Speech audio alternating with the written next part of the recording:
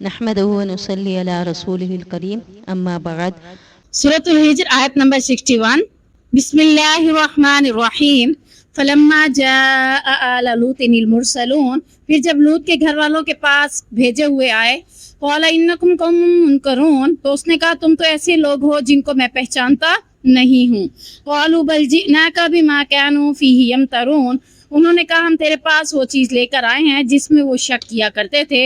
وَآتَيْنَاكَ بِالْحَقِّ وَإِنَّا لَصَادِقُونَ، اور ہم تیرے پاس حق لے کر آئے ہیں، بلا شبہ یقیناً ہم سچے ہیں. یہ کون آئے تھے؟ اللہ کے بھیجے ہوئے فرشتے حضرت لوط علیہ السلام کے پاس خوبصورت شکل میں، نوجوانوں کی شکل میں آئے تھے. تو حضرت لوط علیہ السلام نے انہیں پہلے کبھی بھی نہیں دیکھا تھا، اس لیے وہ ان کو دیکھتے ہی تھوڑا سا یہ سوچ رہے تھے کہ پتہ نہیں کون لوگ ہیں، کس مقصد کے لیے آئے ہیں. تو انہوں نے اپنی یہ ساری باتیں ان کے سامنے بیان کر دی. تو انہیں کہا کہ تم کہیں بری نیت کے ساتھ تو میرے پاس نہیں آئے؟ تو فرشتوں نے کہا نہیں، بلکہ ہم تو اللہ کے بھیجے ہوئے ہیں، اور ہم تم پر عذاب، یعنی تمہاری قوم جس عذاب کے بارے میں شک کرتی تھی، ہم وہ عذاب لے کر آئے ہیں. اب اس میں کسی قسم کا کوئی شک و شبہ بھی نہیں ہے، بلکہ یہ خبر کیا ہے؟ بالکل سچی ہے. فَأَسْرِ بِأَهْلِكَ بِقِطْعٍ مِّنَ اللَّيْلِ وَاتَّبِعْ أَدْبَارَهُمْ وَلَا يَلْتَفِتْ مِنكُمْ أَحَدٌ وَامْضُوا حَيْثُ تُؤْمَرُونَ. بس تو اپنے گھر والوں کو رات کے کسی سے ملے چل، اور خود ان کے پیچھے پیچھے چل، اور تم میں سے کوئی مڑ کر نہ دیکھے، اور چلے جاؤ جہاں تمہیں حکم دیا جاتا ہے. یعنی حضرت لوط علیہ السلام کو فرشتوں نے کیا حکم دیا کہ اللہ تعالیٰ تمہیں حکم دیتا ہے کہ تم اپنے ساتھ ان لوگوں کو لے کر چل پڑو جو تمہارے پر ایمان لے آئے تھے، یعنی جنہوں نے حضرت لوط علیہ السلام کا ساتھ دیا تھا. اب تم انہی لوگوں کو لے کر کہاں چلنا ہے؟ شام کے علاقے میں جانا ہے. پہلے یہ لوگ کہاں رہتے تھے؟ پہلے یہ لوگ اور شعیب علیہ السلام کی قوم ساتھ ساتھ رہتی تھی. تو اللہ تعالیٰ نے اب حضرت لوط علیہ السلام کو اور ایمان والے لوگوں کو حکم دیا کہ آپ لوگ یہاں سے ہجرت کر جائیں. کس وقت؟ رات کے اندھیرے میں. اور کس نے آگے رہنا ہے، کس نے پیچھے رہنا ہے؟ جتنے ایمان والے لوگ ہیں وہ تیرے آگے رہیں گے، اور سب سے آخر میں تم نے رہنا ہے. اور تم میں سے کوئی بھی پیچھے سے آوازیں آئیں یا خوفناک عذاب کی آواز آئے، کسی نے پیچھے مڑ کر نہیں دیکھنا. یعنی یہ بھی حکم تھا. ظاہری بات ہے جب عذاب کی شدت آتی ہے، جب آندھی آتی ہے، کتنی تیز آوازیں ہوتی ہیں، بندہ کبھی کبھی تو ڈر جاتا ہے اندر بیٹھ کے کہ باہر کیا ہو گیا ہے، پھر پتہ چلتا ہے باہر آندھی آئی ہے. تو اسی طرح جب ان کے اوپر عذاب آنا تھا، ظاہری بات ہے آوازیں آنی تھی، تو اللہ نے پہلے ہی وارننگ دے دی کہ تم میں سے کوئی پیچھے مڑ کر نہیں دیکھے گا. چاہے جتنی خوفناک آوازیں بھی آئیں گی تو آپ نے پیچھے مڑ کر کسی نے نہیں دیکھنا. اب یہ لوگ شام کی طرف چلے گئے. دیکھیں اب رات کے ٹائم بستی سے نکلنے کا حکم ہو رہا ہے، اور صبح کے قریب قریب اس بستی کے اوپر عذاب آئے گا. اگلی آیات میں اللہ تعالیٰ بتاتا ہے وَقَضَيْنَا إِلَيْهِ ذَلِكَ الْأَمْرَ أَنَّ دَابِرَ هَؤُلَاءِ مَقْطُوعٌ مُصْبِحِينَ، اور ہم نے اس کی طرف اس بات کی وحی کر دی کہ بے شک ان لوگوں کی جڑ صبح ہوتے ہی کاٹ دی جانے والی ہے. جب رات کو انسان مدہوش ہو کر سوتا ہے نا، تو صبح آپ دیکھیں جب آپ کو اٹھایا جاتا ہوگا نماز کے لیے تو آپ کو نیند کتنی پیاری لگ رہی ہوتی ہے. سستی بھی ہو رہی ہوتی ہے کہ نہیں ہو رہی ہوتی؟ ایکٹیو ہوتے ہیں کہ اگر آپ کو کوئی کہے کہ فلاں چیز ہو گئی یا فلاں معاملہ ہوگا، آپ اٹھ کے بھاگ جائیں گے؟ نہیں بھاگ سکیں گے، سست ہو رہے ہوتے ہیں. یعنی آہستہ آہستہ اٹھتے ہیں، آرام آرام سے چلتے ہیں. تو یہ اللہ تعالیٰ نے حضرت لوط علیہ السلام کو وحی کے ذریعے کیا حکم دیا تھا، کیا بتایا تھا کہ صبح کے وقت تمام کفار کو ہلاک کر دیا جائے گا، اور ان میں سے کوئی بھی باقی مقتول مسلمین کوئی بھی باقی نہیں بچے گا. سیدنا انس بن مالک بیان کرتے ہیں کہ آپ صلی اللہ علیہ وسلم رات کے وقت خیبر پہنچے. آپ صلی اللہ علیہ وسلم کا دستور تھا کہ جب کسی قوم پر حملہ کرنے کے لیے رات کے وقت پہنچتے تو فوراً حملہ نہیں کرتے تھے، جب صبح ہوتی تو پھر حملہ کرتے تھے. ہم نے یہ بات پہلے بھی پڑھی ہے نا کہ رات کو آپ صلی اللہ علیہ وسلم کسی بھی قوم پر حملہ نہیں کرتے تھے. اس کی ریزن کیا تھی؟ صبح ہونے تک انتظار کیوں کرتے تھے؟ اصل وجہ یہ تھی کہ کسی بھی بستی میں جاتے وقت انہیں پتہ نہیں ہوتا تھا کہ اس بستی کے لوگ مسلمان ہیں یا نہیں ہیں. فجر کی اذان ہوتی تو پتہ چل جاتا کہ یہ بستی مسلمان ہے. اگر یہ بستی مسلمان نہ ہوتی تو فجر کی اذان وہاں نہیں ہوتی تھی، تو اسی وجہ سے وہ اس فجر کے وقت کا انتظار کرتے تھے اور صبح ہوتے ہی ان پر حملہ کر دیتے تھے۔ چنانچہ صبح کے وقت یہودی اپنے کلہاڑے اور ٹوکرے لے کر باہر نکلے، لیکن جب انہوں نے آپ صلی اللہ علیہ وسلم کو دیکھا تو شور کرنے لگے کہ محمد صلی اللہ علیہ وسلم، اللہ کی قسم محمد صلی اللہ علیہ وسلم لشکر لے کر آ گیا ہے۔ آپ صلی اللہ علیہ وسلم نے فرمایا خیبر برباد ہوا۔ ہم جب کسی قوم کے میدان میں اترتے ہیں تو ڈرائے ہوئے لوگوں کی صبح بہت بری ہوتی ہے۔ یعنی اب اللہ تعالیٰ نے حضرت لوط علیہ السلام کی قوم کو بھی صبح کے وقت کا ڈرایا نا، تو ڈرائے ہوئے لوگوں کی صبح کیا ہوتی ہے؟ بہت ہی بری ہوتی ہے۔ وَجَاءَ أَهْلُ الْمَدِينَةِ يَسْتَبْشِرُونَ، اور آئے ان کے پاس کچھ شہر کے رہنے والے اس حال میں کہ وہ خوش ہو رہے تھے۔ قَالَ إِنَّ هَؤُلَاءِ ضَيْفِي فَلَا تَخْزَوْهُونَ، تو حضرت لوط علیہ السلام نے کہا یہ لوگ تو میرے مہمان ہیں، سو مجھے ذلیل نہ کرو، رسوا نہ کرو۔ وَاتَّقُوا اللَّهَ وَلَا تُخْزُونَ، اور اللہ سے ڈرو، مجھے رسوا نہ کرو۔ قَالُوا أَوَلَمْ نَنْهَكَ عَنِ الْعَالَمِينَ، تو انہوں نے کہا کہ ہم نے تجھے سارے جہانوں سے منع نہیں کیا۔ قَالَ هَؤُلَاءِ بَنَاتِي إِن كُنتُمْ فَاعِلِينَ، اس نے کہا یہ میری بیٹیاں ہیں اگر تم کچھ کرنے والے ہو۔ حضرت لوط علیہ السلام کی قوم جو تھی وہ جیسے ایک لڑکے کی لڑکی کے ساتھ شادی ہوتی ہے تو وہ بجائے لڑکے کے لڑکی کے ساتھ رشتہ بنانے کے وہ لڑکا لڑکے کے ساتھ ہی رشتہ بنا دیتا۔ تو یہ کیا تھا؟ اللہ کی طرف سے گناہ کا کام تھا۔ اللہ تعالیٰ نے مرد اور عورت کا آپس میں تعلق رکھا ہے، لیکن انہوں نے کیا کیا؟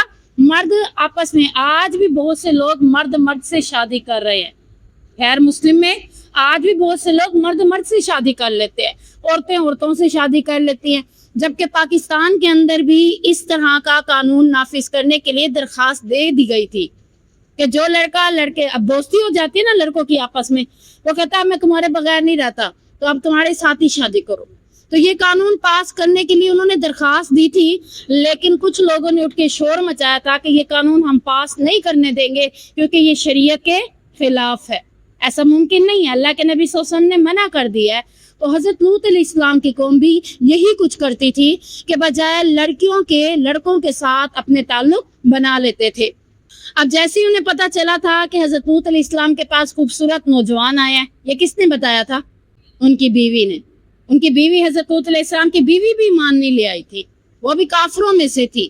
وہ جب بھی حضرت لوط کے پاس مہمان آتے تھے تو جا کر اپنی قوم کو بتاتی کہ حضرت لوط کے پاس مرد نوجوان آئے ہوئے ہیں تو آ کر جو کرنا ہو کر لو۔ اب یہاں پہ جب ان کی بیوی نے جا کر ان کو بتایا قوم کے لوگوں کو، تو صدوم شہر والے لوگ نوجوانوں کی آمد سنتے ہوئے خوش ہو کر آئے۔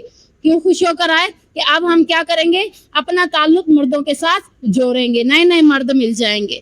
آج انہیں موقع مل گیا تھا کہ وہ بدفعلی کرتے، تو لوط علیہ السلام نے ان سے کیا کہا کہ یہ میرے مہمان ہیں، اللہ کے لیے ان کے ساتھ تم اپنا یہ تعلق قائم نہ کرو، بلکہ مجھے رسوا بھی نہ کرو، اس لیے کہ مہمانوں کے رسوائی میزبان کی رسوائی ہوتی ہے۔ ہم بھی تو کہتے ہیں نا مہمانوں کے سامنے تمیز سے بیٹھے، مہمانوں کے ساتھ کوئی ایسی بات نہ کریں، تو مہمانوں کی رسوائی کس کی رسوائی ہوتی ہے؟ میزبان کی۔ اور ان کے معاملے میں اللہ سے ڈرو اور مجھے آج مہمانوں کے سامنے ذلیل نہ کرو۔ ان لوگوں نے کہا کہ ہم نے تمہیں بار بار نہیں کہا ہے کہ جب ہم کسی کے ساتھ تعلق کرنا چاہتے ہیں تو تم ہمیں روکا نہ کر۔ لوط علیہ السلام نے کہا اگر تم اپنا تعلق بنانا بھی چاہتے ہو تو قوم کی بیٹیاں، لڑکیاں، عورتیں موجود ہیں، تم ان کے ساتھ اپنا تعلق بناؤ، لیکن انہوں نے اس بات کو نہ مانا۔ لَعَمْرُكَ إِنَّهُمْ لَفِي سَكْرَتِهِمْ يَعْمَهُونَ، تیری عمر کی قسم بے شک وہ یقیناً اپنی مدہوشی میں بھٹکے پھرتے تھے۔ یعنی اللہ تعالیٰ کیا فرما رہے ہیں؟ نبی کریم صلی اللہ علیہ وسلم کی زندگی کی قسم کھا رہے ہیں۔ تیری عمر کی قسم سے مراد کیا ہے؟ نبی کی قسم کھا رہے ہیں اللہ تعالیٰ کہ وہ بے شک صدوم بستی کے رہنے والے لوگ کیا تھے؟ گمراہ تھے، بھٹکے ہوئے تھے، مدہوش تھے۔ جیسے کوئی شراب پی لیتا ہے، اس کی حالت آپ نے دیکھی کیسی ہو رہی ہوتی ہے، تو ایسی ہی اللہ تعالیٰ کہہ رہا ہے کہ یہ حضرت لوط علیہ السلام کی قوم بھی بھٹکی ہوئی تھی، گمراہ تھی، اللہ کے راستے سے دور ہوئی پڑی تھی۔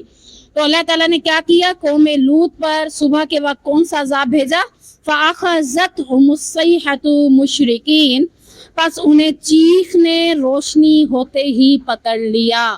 یعنی صبح کے آثار نمودار ہونے لگے تو انہیں سب سے پہلے کون سا عذاب آیا؟ چیخ کا، یعنی ایسے جیسے کسی نے بہت شدت سے چیخ ماری ہو، یعنی ہماری چیخ تو بہت تھوڑی سی ہوتی ہے، اللہ کی طرف سے آسمان سے ایک چیخ کی آواز سنائی دی گئی تھی جس کی شدت بہت ہی زیادہ تھی۔ فَجَعَلْنَا عَالِيَهَا سَافِلَهَا وَأَمْطَرْنَا عَلَيْهِمْ حِجَارَةً مِّن سِجِّيلٍ، پھر ان کے اوپر فرشتوں نے کیا کیا؟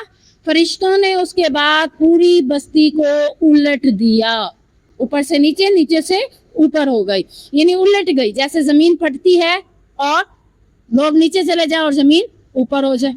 زلزلے آتے ہیں نا، ایسا ہوتا ہے کہ نہیں ہوتا؟ عمارتیں گر جاتی ہے، لوگ اس کے اندر دھنس جاتے ہیں۔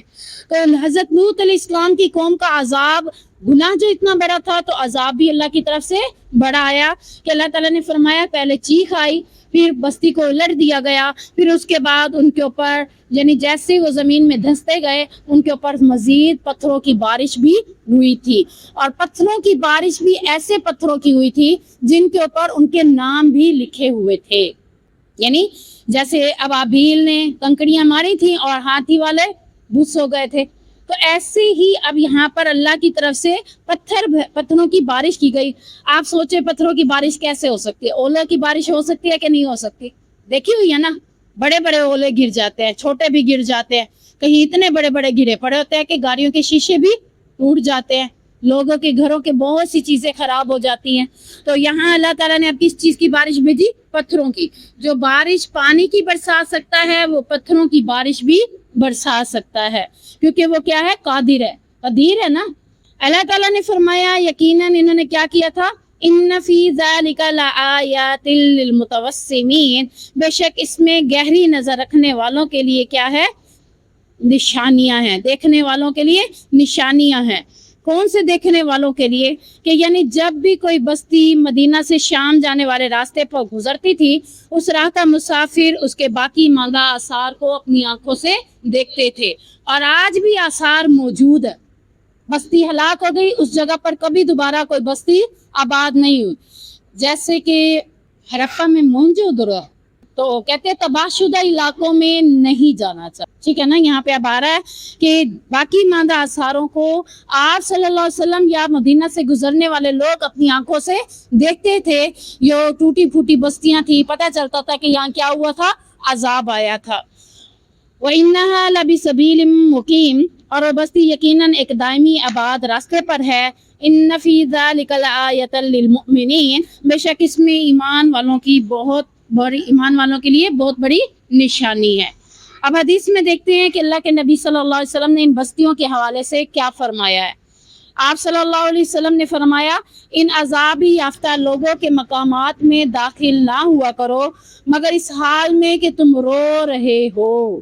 کسی کی چیزوں کو اجڑا ہوا دیکھیں گے، رونا آتا ہے کہ نہیں آتا؟ کبھی کبھی تو خوشی ہوتی ہے نا، اچھا ہوا اس کے ساتھ، لیکن جن کے اوپر عذاب آیا ہو تو ان کے لیے کیا ہے؟ رونا چاہیے۔ اگر رونا نہ آئے تو ان کے مقامات میں داخل بھی نہ ہو، کہیں ایسا نہ ہو کہ تمہیں بھی وہ عذاب پہنچ جائے جو انہیں پہنچا تھا۔ دوسری حدیث میں آتا ہے کہ جب نبی کریم صلی اللہ علیہ وسلم غزوہ تبوک کو جاتے ہوئے مقام ہجر سے گزرے تو فرمایا جن لوگوں نے اپنی جانوں پر ظلم کیا تھا ان کے گھروں میں داخل نہ ہو، کہیں ایسا نہ ہو کہ جو عذاب ان پر آیا تھا تم پر بھی آ جائے۔ اگر داخل ہو تو اس حال میں کہ رو رہے ہو، پھر آپ نے سر کو ڈھانپ لیا اور تیزی سے اس جگہ سے گزر گئے۔ وہاں رکنے کا معاملہ ہے ہی نہیں، وہاں کیا ہے؟ تیزی سے گزر جانے کا حکم ہے۔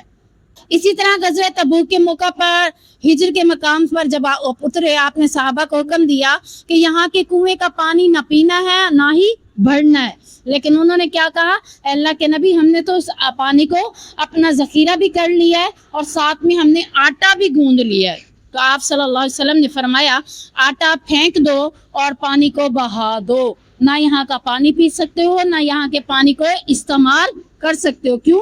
کیونکہ اس جگہ پر اللہ کا عذاب آیا تھا۔ وَإِن كَانَ أَصْحَابُ الْأَيْكَةِ لَظَالِمِينَ، اور بے شک ایکا والے یقیناً ظالم تھے۔ یہ بھی ایک قوم کا نام ہے۔ اسے ایکا والے کیوں کہا گیا؟ ایکا کہتے ہیں گھنے جنگلات کو، اور یہ جو قوم تھی ایسی جگہ پر آباد تھی جہاں بہت زیادہ گھنے جنگلات پائے جاتے تھے. اور اس قوم کا ذکر کرتے ہوئے فرمایا کہ یہ حضرت شعیب علیہ السلام کی قوم تھی. اس سے مراد حضرت شعیب علیہ السلام کی قوم یعنی مدین بھی کہا جاتا ہے اسے. ٹھیک ہے. یہ لوگ ایسے علاقے میں رہتے تھے جہاں کثرت سے درخت تھے، اس لیے انہیں اصحاب الایکہ کہا گیا. اب اللہ تعالیٰ کیا کہہ رہے ہیں کہ یہ اصحاب الایکہ کیا کرتے تھے؟ لظالمین، ظلم کرنے والے تھے. کون کون سے ظلم کرنے تھے؟ دیکھیں پہلی قوموں میں ایک ایک دو دو گناہ ہوتے تھے تو اللہ عذاب دے دیتا تھا. آج آپ کتنے گناہ کر رہے ہیں پھر بھی عذاب نہیں آ رہا. اب یہاں پہ دیکھیں حضرت لوط علیہ السلام کی قوم ایک ہی گناہ کر رہی تھی نا کہ لڑکوں کے ساتھ تعلق بنا لیتی تھی، اس کے بعد ان کا کوئی گناہ کا ذکر نہیں آیا. اب یہاں پہ دیکھیں اصحاب الایکہ یعنی حضرت شعیب علیہ السلام کی قوم کا ذکر کرتے ہوئے فرمایا کہ یہ کیا کرتے تھے؟ اللہ کے ساتھ کسی اور کو شریک ٹھہراتے تھے، راہ چلتے مسافروں کو لوٹ لیتے تھے. یعنی کیا کرتے تھے؟ چوری کرتے تھے، ڈاکہ ڈال دیتے تھے، راہ چلتے مسافروں کے پاس جو کچھ بھی ہوتا تھا اس سے چھین لیتے. آج ہمارے ہاں چھینا جاتا ہے کہ نہیں چھینا جاتا؟ بائک کے اوپر کبھی کوئی روک لیتا ہے، بائک بھی چھین لیتا ہے، موبائل بھی چھین لیتا ہے، پیسے بھی چھین لیتا ہے. تو آج ہماری قوم کے اندر سارے عذاب گناہ موجود ہونے کی وجہ سے عذاب نہیں آ رہا. کیوں نہیں آ رہا؟ کیونکہ اللہ کے نبی صلی اللہ علیہ وسلم نے منع کر دیا تھا کہ میری امت پر دنیا میں ایک ہی وقت میں سب پر عذاب نازل نہ کر. اس قوموں پہ ایک ہی وقت میں سب عذاب آتا اور پوری کی پوری قوم کیا ہو جاتی تھی؟ تباہ ہو جاتی تھی. تو اللہ کے نبی کی دعا کی وجہ سے آج ہم بچے ہوئے ہیں، ورنہ اگر ہم ایسے گناہ کرتے تو ہمیں بھی عذاب لپیٹ میں لے سکتا تھا. تیسرا کام کیا کرتے تھے؟ ایک اللہ کے ساتھ غیر اللہ کو یعنی شریک بنا دیتے تھے اللہ کے ساتھ. دوسرا راہ چلتے مسافروں کو لوٹ لیتے تھے. تیسرا ناپ تول میں کمی کرتے تھے. کلو کی چیز کلو میں نہیں دیتے تھے، کم میں دے دیتے تھے. یعنی کلو کے مطابق چیز نہیں ہوتی تھی، پتہ چلتا تھا کہ یہ کلو سے کم ہے تو ناپ تول میں کیا کرتے تھے؟ کمی کرتے تھے. تو اللہ تعالیٰ نے ان کی طرف حضرت شعیب علیہ السلام کو مبعوث کیا. فَانْتَقَمْنَا مِنْهُمْ وَإِنَّهُمَا لَبِإِمَامٍ مُبِينٍ، تو ہم نے ان سے بدلہ لیا اور بے شک وہ دونوں بستیاں یقیناً ظاہر راستے پر موجود ہیں. جب حضرت شعیب علیہ السلام کی قوم بھی حضرت شعیب علیہ السلام پر ایمان نہ لے آئی اور ان کاموں سے اپنے آپ کو باز نہ کیا، رکے نہیں، تو اللہ تعالیٰ نے ان کے پر بھی عذاب بھیجا. تو ان کے اوپر کون سا عذاب آیا؟ ایک ایسا بادل بھیجا جس میں آگ تھی. پیچھے ایسے بادل بھیجے جن میں پتھر تھے، اب ایک ایسا بادل بھیجا جس میں آگ تھی، اور اس بادل نے انہیں جلا کر خاکستر کر دیا. یعنی وہ در حقیقت کیا تھا؟ بادل نہیں تھا، آگ تھی بادل میں سے جو نکلتی تھی اور ان لوگوں کو جلا کر ختم کر دیتی تھی. قوم لوط اور قوم شعیب کی بستیاں شہرہ یعنی راستوں میں چلتے ہوئے راستے کے ایک دوسرے کے قریب تھی. جیسے حضرت یوسف علیہ السلام اور حضرت یعقوب علیہ السلام قریب قریب کے علاقوں میں رہتے تھے. حضرت ابراہیم اور حضرت لوط بھی قریب قریب رہتے تھے. ان کی طرف سے ہو کے پھر حضرت لوط کی طرف آ گئے تھے فرشتے. اب یہاں پہ بتایا جا رہا ہے کہ لوط کے ساتھ ہی شعیب علیہ السلام کی قوم بھی قریب کی بستیوں میں رہتی تھی. اب یہاں پہ بستیوں میں ایک نبی نہیں آیا، ہمارا نبی پوری دنیا کے لیے نبی بن کر آیا ہے. وہ صرف ایک ایک بستیوں کے لیے نبی بن کر آتے تھے، اور ہمارے نبی محمد رسول اللہ صلی اللہ علیہ وسلم پوری دنیا کے لیے نبی بن کر آئے. اور کب تک نبی ہیں؟ جب تک قیامت نہیں آ جاتی. تو ہمارے نبی کی امت کا ٹائم کافی لمبا ہے، لیکن اگر ہم یہ دیکھیں کہ پہلی امتوں کی عمریں بھی تو لمبی ہوتی تھی، تو اسی لحاظ سے دیکھا جائے تو ان کی عمریں، ان کا عرصہ بھی لمبا سارا گزرا ہے. 1000 سال تک جیتے تھے لوگ. اب تو 100 سال کا بھی کوئی مشکل جیتا ہے، لیکن اس وقت کی قوم کے لوگ 1000 سال تک، اس سے بھی اوپر تک جی لیتے تھے. یعنی اتنی لمبی عمریں ہوتی تھی. اور ان کو جب بتایا گیا تھا کہ ایک ایسی قوم آئے گی جن کی عمریں 60 70 80 سالیں ہوں گی، تو انہوں نے کہا کیا وہ بھی گھر بنائیں گے؟ انہوں نے کہا ہاں وہ بھی گھر بنائیں گے. کہا اتنی تھوڑی عمریں ہوں گی تو انہیں گھر بنانے کی کیا پڑی ہے؟ آج ہم دیکھیں ہم گھر بنا رہے ہیں، وہ کہتا میرا گھر بن جائے، وہ کہتا میرا گھر بن جائے. تو حالانکہ ہماری عمر کیا ہے؟ بالکل قلیل سی ہے. اس میں ہمیں کرنا کیا ہے؟ اللہ کی عبادت کثرت کے ساتھ انشاءاللہ کرنی ہے. تو یہ اللہ تعالیٰ نے قوموں کا ذکر کیوں کیا؟ کہ جب اللہ کی نافرمانی کی جائے تو اللہ کے عذاب بھی ایسے لوگوں پر اترتے ہیں. اگر آج نہیں اتر رہے تو گناہ کی صورت میں عذاب آخرت کے دن تو ہمیں مل سکتے ہیں. تو بہتر ہے کہ ہم اپنے آپ کو گناہوں سے بچا لیں اور نیکیوں کی طرف اپنے آپ کو راغب کر لیں. اللہ تعالیٰ ہمیں عمل کرنے کی توفیق عطا فرمائے. سبحانک اللہم و بحمدک اشہد ان لا الہ الا انت استغفرک و اتوب الیک.